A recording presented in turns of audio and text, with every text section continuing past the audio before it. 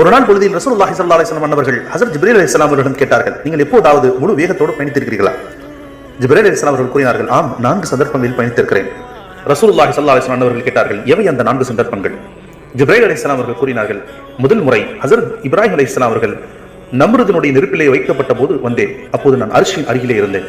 அல்லாஹ் எனக்கு அந்த தீயை குளிர வைக்கும்படி கூறினான். நான் அரிசை விட்டு நீங்கி 7 வானங்களையும் கடந்த தருணத்தில் வந்தேன். இரண்டாவது முறை மினாவில் வைத்து இப்ராஹிம் அலைஹிஸ்ஸலாம் அவர்களுடைய மகனார் இஸ்மாயில் அலைஹிஸ்ஸலாம் அவர்கள் குர்பானி கொடுக்க போகும்போது அத்தருணத்தில் வந்தேன்.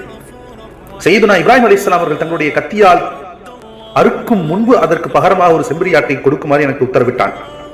மூன்றாம் முறையாக நபி யூசுப் அலைஹிஸ்ஸலாம் அவர்கள் அவர்களின் சகோதரர்களின் பாழடைந்த ஆழமான கிணற்றில் வீசி இருந்த போது வந்தேன். அப்போது வேகமாக வந்து நான் யூசுப் அலைஹிஸ்ஸலாம் அவர்களின் ஆழமான கிணற்றின் அடியில் அடையும் முன்னர் என் சிறகுகளை அவர்களை கீழாக இழுத்து வைத்து மேலே தூக்கினேன்.